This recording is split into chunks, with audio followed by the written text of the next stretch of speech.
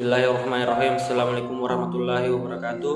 Perkenalkan, nama saya Idam Khalid MA, Stambuk 040 2018 0597 dari kelas C18 Hukum Kesehatan.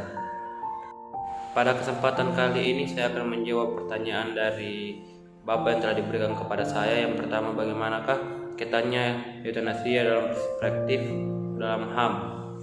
Jawabannya nomor 1 adalah dari sudut pandang HAM pasal 9 ayat 1 Undang-Undang Nomor 39 Tahun 1999, setiap manusia mempunyai hak untuk hidup, mempertahankan hidup, dan meningkatkan taraf kehidupannya. Euthanasia HAM tetap menyalahkan tenaga medis dengan hal melakukan euthanasia yang merupakan pelanggaran HAM, yaitu untuk hidup. Seiring dengan kebebasan manusia untuk melakukan sesuatu atas dirinya, mulai muncul suatu tuntutan untuk mengakui euthanasia sebagai bagian HAM. Dalam hal ini, euthanasia dianggap sebagai hak untuk mati, sebagaimana laporan tim pengkajian masalah hukum pelaksanaan euthanasia yang menyatakan bahwa perkembangan yang paling menarik dari masalah-masalah HAM adalah berkaitan dengan euthanasia, di mana hak untuk mati dianggap bagian dari hak asasi manusia. Kehadiran euthanasia sebagai HAM merupakan hak untuk mati dianggap sebagai konsekuensinya logis dari adanya hak untuk hidup. Oleh karena setiap orang berhak untuk hidup, maka setiap orang juga berhak untuk memilih kematian yang dianggap menyenangkan bagi dirinya. Kematian yang menyenangkan inilah yang kemudian memunculkan istilah euthanasia. Kedua, bagaimana kaitannya euthanasia tersebut dalam perspektif hukum pidana, dan sebutkan pasal yang berhubungan dengan euthanasia. Dalam hukum pidana Indonesia, euthanasia diatur dalam salah satu pasal, yaitu 344 KUHP, yang berbunyi barang siapa yang merampas nyawa orang lain atau permintaan orang lain itu sendiri yang jelas dinyatakan dengan kesungguhan hati diancam dengan pidana penjara paling lama 12 tahun. Dari bunyi pasal tersebut dapat disimpulkan bahwa seseorang tidak diperbolehkan merampas nyawa orang lain walaupun dengan alasan atas permintaan si korban sendiri. Hal ini menandakan penghargaan hukum terhadap nyawa seseorang terlepas dari kepentingan orang itu sendiri. Nomor 3, yaitu bagaimana jenis euthanasia dalam hal cara dilaksanakan. Ditinjau dari sudut pandang perbuatan yang dilakukan oleh pelakunya, euthanasia terdiri atas euthanasia pasif. Euthanasia pasif adalah euthanasia yang dilakukan dengan membiarkan seseorang untuk meninggal dengan cara menghentikan atau tidak memberikan perawatan yang dapat memperpanjang hidupnya. Yang kedua, euthanasia aktif.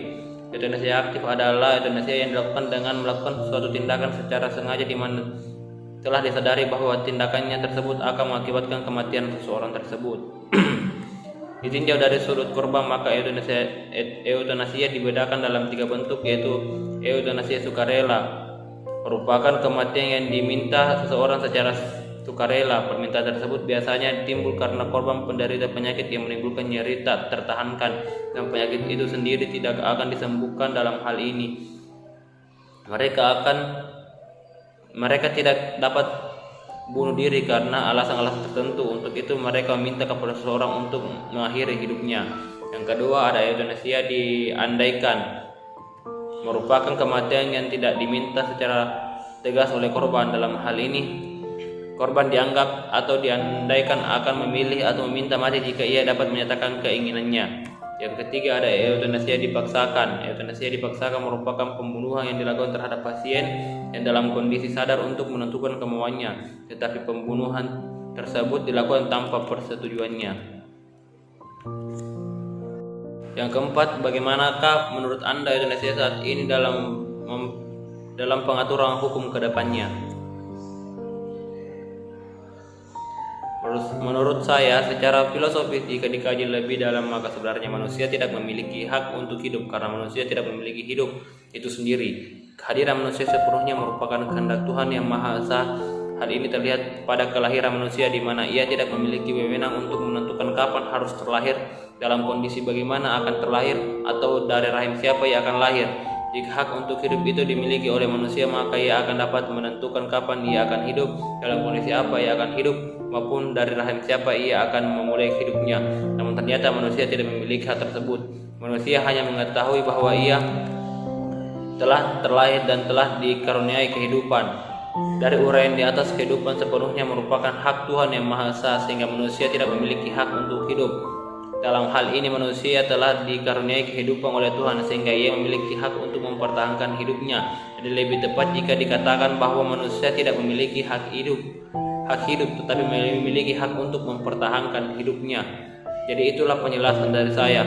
Wabillahi taufiq wal hidayah. Wassalamualaikum warahmatullahi wabarakatuh.